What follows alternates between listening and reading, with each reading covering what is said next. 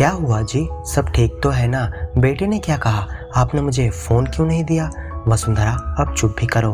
मैं उसके साथ और बात नहीं करना चाहता हूँ। क्यों? दिनेश ने अब क्या किया? वसुंधरा जी अपने पति सुनील जी से अभी तक सवाल किए जा रही थी। तुम्हारा बेटा वहाँ पढ़ने के लिए गया था, पर वो कह रहा है कि ये वहाँ की लड़की से शादी करेगा। वसुंधरा जी फफक फफक कर रो पड़ी और रोते हुए बोली, ये आप क्या कर रहे हैं? मेरा बेटा कभी ऐसा नहीं कर सकता। तुम्हारा बेटा ऐसा कर नहीं सकता, ये तुमने सोचा भी कैसे? जाकर देखो, वहाँ पर शायद शादी भी कर लिया होगा। हमने उसके लिए कितने सपने देखे थे, एक ही पल में उसने सब तोड़ डाला। क्या उसे एक बार भी अपने माँ बाबूजी का ख्याल नहीं आया?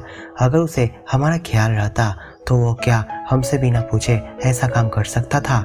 बेटे को बड़े शौक से विदेश भेजने का नतीजा अब तुम देख लो। आप ऐसा क्यों कर रहे हैं जी? क्या आप नहीं चाहते थे हमारा बेटा विदेश से डिग्री प्राप्त करे? आपने ही तो सारी जानकारी लेने के बाद उसे विदेश भेजा था। एक बार भी तो आपने नहीं कहा कि वो किसी लड़की से प्रेम करता है। वह लड़की कौन है, किस देश में रहती है? मैंने वह सब बेटे से पूछना जरूरी नहीं समझा। अगर तुम्हें इतना ही कौतूहल है तो तुम खुद फोन करके उससे पूछ लो। मुझसे इसके बारे में कुछ मत पूछो। सुनील जी चुपचाप बैठे रहे। वसुंधरा जी फक फक कर रोती रही। उन्हें पता था कि सुनील जी बहुत जिद्दी हैं। वो किसी भी हाल में अपने बेटे के इस निर्णय को स्वीकार नहीं करेंगे। अपने बेटे को जिस तरह से वे स्नेह करते हैं, उसी तरह से वे वसुंधरा जी से भी ज्यादा शासन अपने बेटे को करते हैं। उन्हें गुस्सा भी वसुंधरा जी से ज्यादा आता है। वसुंधरा जी सोचती है कि उन दोनों ने न जाने कितने कठिनाइयों को झेलते हुए अपने बेटे की परवरिश की है। शादी के बहुत दिनों बाद भी जब वसुंधरा जी का कोख सूना रहा, तब सासू माँ ने उसे कम ताने नहीं सुनाए थे।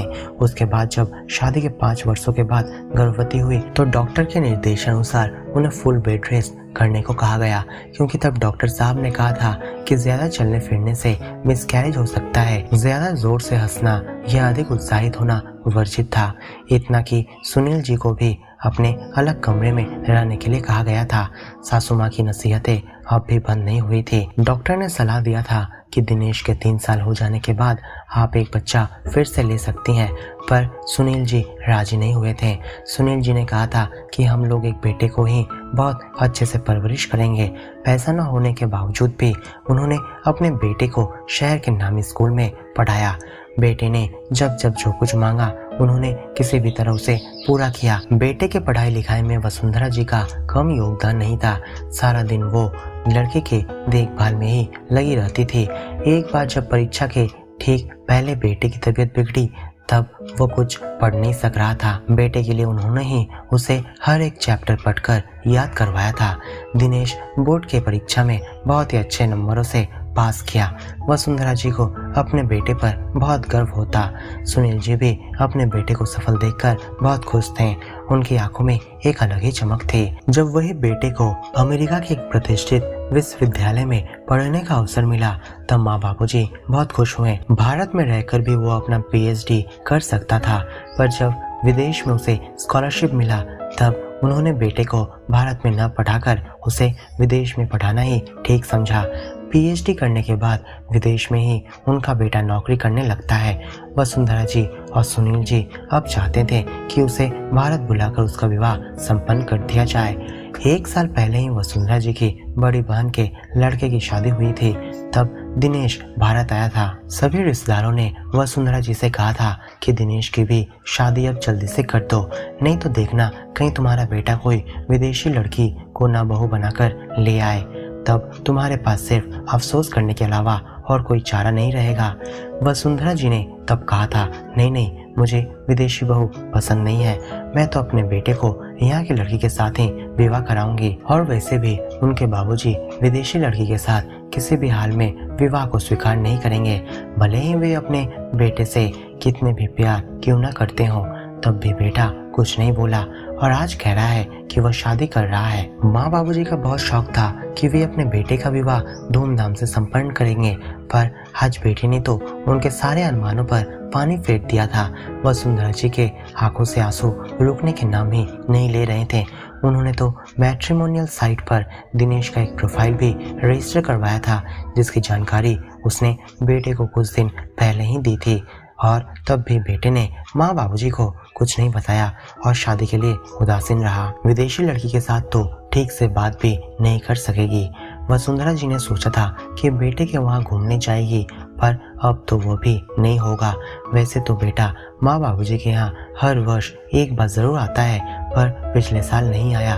तब उन्होंने सोचा कि इस साल तो बेटा उनके पास ज़रूर आएगा, पर अब जो सुनने में आ रहा था उससे माँ बाबूजी के पैरों से ज़मीन खिसक गई थी। यही सब वसुंधरा जी सोच रही थी कि तभी बेटे का फोन आया। बाबूजी ने फोन पकड़ने से साफ इनकार कर दिया। वसुंधरा जी कांपते हाथों से फोन को पकड़ी और बोली, बेटा ये तूने क्या किया? तूने तो हमारे सभी अरमानों को एक ही पल में कुचल डाला। हमने तेरे शादी को लेकर न जाने कितने सपने देखे थे। माँ आप मुझ पर विश्वास करो, मैंने कुछ गलत नहीं किया है। जैकलिन बहुत ही अच्छी लड़की है। हम दोनों एक साथ विश्वविद्यालय में पढ़ा करते थे। जैकलिन के माता पिता बचपन में ही गुजर गए। जब वह मुझसे प्रेम कर बैठी तब मैं उसके प्यार को अस्वीकार नहीं कर सका, क्योंकि मैं नहीं चाहता था कि मेरी वजह से एक अनाथ लड़की को कष्ट हो। इसलिए मैंने उससे शादी की है। जब हमसे बिना पूछे शादी कर ही लिया है तो फिर हम लोगों को बता क्यों रहा है? माँ आप लोगों को बिना बताए हम शादी नहीं करना चाहते थे, और जैकलिन खुद भी जानती है कि इंडियन लोग कितना फैमिली ओरिएंटेड है। इसलिए वह डर रही है कि कहीं मैं उसे छोड़ ना दूँ। मैंने उससे वादा किया है कि उसे छोड़कर कहीं नहीं जाऊँगा। जब तुमने उससे वादा किया ही है तो तुम उसे अपने पास ही रखो। हम लोग तो तुम्हारे कुछ नहीं लगते हैं। हम लोगों के प्यार ने ही तुम्हें बिगाड़ा है और इसलिए आज हमें यह दिन देखना पड़ रहा है। माँ तुम सिर्फ एक बार जैकलिन से मिल तो लो, तुम्हें वह जरूर पसंद आएगी। कोई जरूरत नहीं है उससे मिलने की। तुम्हारे बाबूजी ने तुम्हें यहाँ पर आइंदा फोन करने के लिए मना किया है। इतना कहकर वसुंधरा जी ने फोन काट दिया। बाबूजी इसके बाद से एकदम चुपचाप रहने लगे। उन्होंने अब पार्क में मॉर्निंग और इवनिंग वॉक पर जाना भी बंद कर दिया। वसुंधरा जी ने जब उनसे पूछा था कि आप वॉक के लिए पार्क में क्यों नहीं जाते हैं, तब सुनील जी ने कहा, जाऊं भी कैसे? बेटे ने तो विदेशी लड़की के साथ शादी करके हमारा तो नाक ही कटवा दिया है। जब वहाँ पर लोग मुझसे पूछेंगे तो मैं उन लोगों को क्या बताऊंगा? वहाँ पर तो केवल अब शादी ब्याह की बातें ही होती है। वसुंधरा जी बोली, पहले जैसे आप बेटे के बारे में बताते थे वही सब बोल दीजिएगा। मैं उन लोगों से झूठ नहीं बोल सकता। पहले मैं बेटे के रिसर्च वर्क के बारे में बताया करता था। विदेश में बेटे ने किस तरह अपना नाम कमाया है उसकी बातें करता था। पर अब जब मैं अपना मुंह खोलता हूँ तो मुझे बेटे की शादी के बारे में बताना पड़ता है। इसलिए मैं पार्क नहीं जाता। दिनेश ने बाबूजी को बहुत बार फोन किया पर उन्होंने एक बार भी फोन नहीं उठाया। वसुंधरा जी को उन्होंने मना कर रखा था। माँ बाबूजी के मन में अपने बेटे के प्रति नाराजगी और अभिमान घर कर लिया था। जब वसुंधरा जी ने अपनी बड़ी बहन को सब कुछ कह सुनाया तब वो बोली, जब बेटे ने शादी कर ही ली है तब तो तुम लोगों को उसे अपनाना ही होगा। इस तरह से उनके ऊपर कब तक नाराज रहोगी? तुम एक बार अपने बेटे के बारे में सोचकर देखो, उसे भी तो कितना कष्ट हो रहा होगा। वसुंधरा जी बोली, उसे कैसा कष्ट होगा? वह तो अपनी पत्नी के साथ व्यस्त है। माँ बाबूजी का ख्याल तो उसे कभी आता ही नहीं। आज 1 साल बाद जब दिनेश ने अपने बाबूजी की बिगड़ती तबीयत के बारे में सुना तो वो अपनी पत्नी को साथ लेकर तुरंत घर चला आया। वसुंधरा जी उसे फोन नहीं की और न ही किसी और से खबर भिजवाई थी। मौसी के बेटे ने दिनेश को बाबूजी की हालत के बारे में बताया था। दरवाजे के कॉलिंग बेल बजते ही वसुंधरा जी ने जाकर दरवाजा खोला। बाहर खड़े अपने बेटे और उसकी पत्नी को देखकर वसुंधरा जी आश्चर्यचकित रह गई। जैकलिन एक नीली साड़ी पहनकर खड़ी थी। जैकलिन, ये मेरी माँ है। इतना सुनते ही जैकलिन माँ जी के पैर छूले और कहा, कैसे हैं आप माँ जी? जैकलिन के मुंह से टूटा फूटा हिंदी सुनकर वसुंधरा जी और नाराज नहीं रह सकी। उनका सब गुस्सा पानी में बह गया। उन्होंने जैकलिन को अंदर ले आते हुए कहा, अच्छी हूँ बेटी। सुनील जी अंदर कमरे से ही पूछते रहते हैं कि कौन आया है वसुंधरा? डॉक्टर साहब तो कुछ दिन पहले ही आकर गए थे। दिनेश अब अपने बाबूजी के सामने जाकर खड़ा होता है। बेटा तू यहाँ?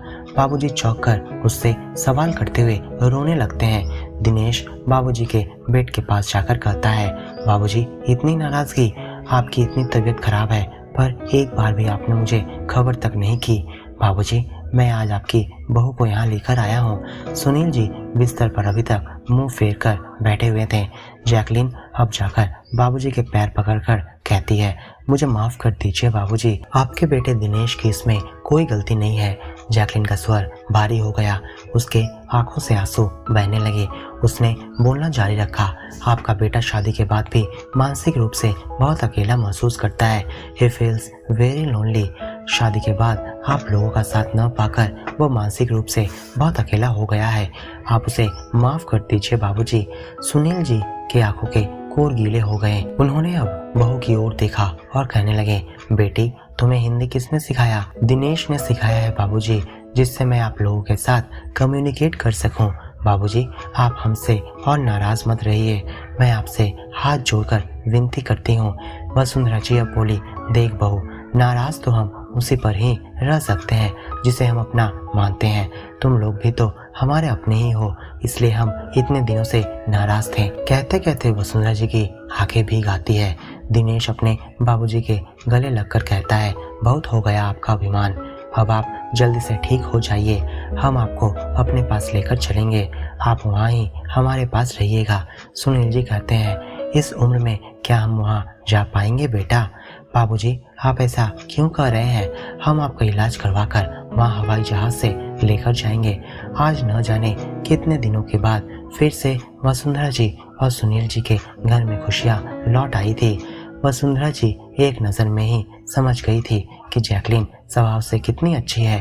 अपनी सास ससुर की सेवा में जैकलिन ने कोई कमी नहीं रखी। अपनी सास की हर तरह से वह मदद करती है। वसुंधरा जी तो अपने बेटे के लिए ऐसे ही एक बहू की कामना करती थी, जो उनके और बाबूजी का मान, आदर और सम्मान करे, अपने कर्तव्यों का पालन करे, जिस तरह से जैकलिन कर रही थी। माँ बाबूजी अब सोच रहे थे कि हिंदू धर्म के रिवाज से उनके बेटे की शादी बड़े धूमधाम से कर दिया जाए, और इसी की तैयारी में वसुंधरा जी अब लग गई। दिनेश और जैकलिन ने भी इसमें कोई आपत्ति जाहिर नहीं की, क्योंकि इतने दिनों में बाबूजी की तबीयत में बहुत सुधार आ गई थी और वे अब चल फिर सक रहे थे, ठीक तरह से सबसे बातचीत भी कर रहे थे। वसुंधरा जी अब अपने पति के दायित्व से चिंता मुक्त हो गई थी। दिनेश और जैकलिन फिर से शादी करने को लेकर बहुत उत्साहित थे। उन्हें माँ बाबूजी की इच्छाओं की मर्यादा जो देनी थी। तो दोस्तों, क्या आपको ये कहानी अच्छी लगी है? तो इस वीडियो को लाइक और अपने दोस्तों के साथ शेयर जरूर करें, और ऐसे नई स्टोरी सुनने के लिए हमारे चैनल को सब्सक्राइब करना बिल्कुल ना भूलें। आपको कौन सी प्रकार की कहानी पसंद है, हमें कमेंट में लिखकर जरूर बताएं।